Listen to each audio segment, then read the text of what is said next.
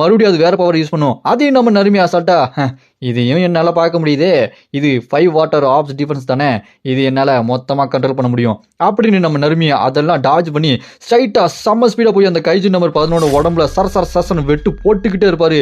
அதை பார்த்து அது பயந்து போய் முடிச்சுட்டு இருக்கும். என்னது இங்க என்ன நடக்குது? நீ எப்படி இதெல்லாம் கண்டுபிடிக்கிற?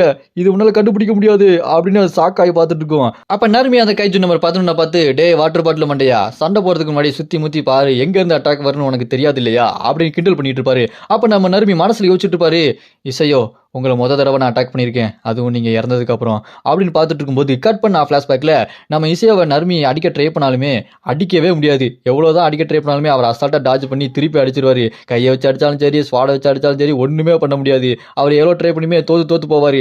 அங்கே இசையோ நறுமையை பார்த்து, நீலாம் வேலைக்கு ஆக மாட்டேன், ஒழுங்காக இருந்துச்சு போய் வேலையை பாரு, என் கூட ட்ரைனிங் எடுக்கிறதுக்கு உனக்கு இன்னும் தகுதி வரல அப்படின்னு அவர் கிண்டல் பண்ணிட்டு போயிடுவார். இங்கே நறுமி ஐயோ இல்லை அப்படின்னு சொல்லிட்டு கதறி அழுதுட்டு இருப்பாரு.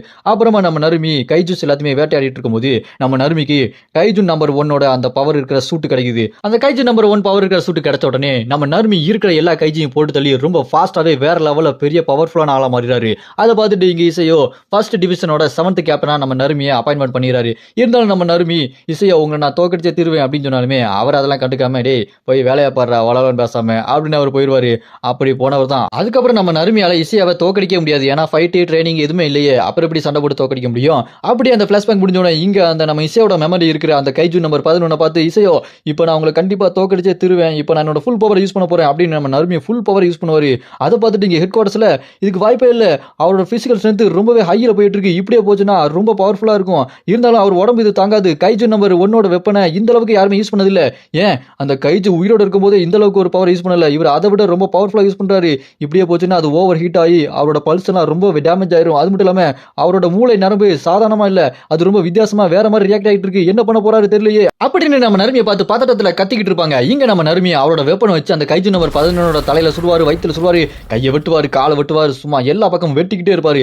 அதை பார்த்துட்டு அந்த கைஜு நம்பர் 11 ஹீல் பண்ணிட்டு மறுபடியும் நம்ம நறுமையை பார்த்து, டேய் என்னடா பண்ணிட்டு இருக்க, உங்ககிட்ட அந்த கைஜு நம்பர் 1 பவர் இருக்கு, அது மூலமா தான் அதெல்லாம் பண்ணிட்டு இருக்கியா, இது எப்படி பண்ணிட்டு இருக்கு அப்படின்னு கேட்டேனே. அதை கேட்டு நம்ம நறுமையும், ஆமா இப்போ நான் அதை வச்சு தான் பண்ணிட்டு இருக்கேன், ஆனா அது மட்டும் இல்ல எலக்ட்ரிக் சிக்னலை வச்சு நான் உன்னை அட்டாக் பண்றேன்னு தானே சொன்னேன், ஆனா இப்போ என்னோட பவர் வச்சு எலக்ட்ரிக் சிக்னல் மட்டும் இல்ல, காத்துல இருக்க சின்ன மாலிக்யூல், டெம்பரேச்சர், இந்த லொகேஷன்ல இருக்கிற ஒவ்வொரு அணுவும் என்ன கேட்காம அசையாது, அது மூலமா என்னால ஈஸியா ஃபியூச்சரா பார்க்க முடியும்டா, இது நான் சொந்தமா உருவாக்குனது இந்த கைஜு நம்பர் 1 சூட்டை வச்சு அப்படின்னு நறுமி சொல்லிட்டு அந்த கைஜு நம்பர் 1 மேல சும்மா மாசா உட்காந்துட்டு இருக்க மாதிரி ஒரு போஸ்ட் இருக்கும் பாருங்க, வெறித்தனமா இருக்கும். இந்த கைஜு நம்பர் 1 சூட்டை வச்சு நம்ம நறுமி ஃபியூச்சரை பார்க்கறதுக்கு புதுசா ஒரு டெக்னிக்கே தானா உருவாக்கி இருக்காரு. அதை தாங்க இந்த கைஜு நம்பர்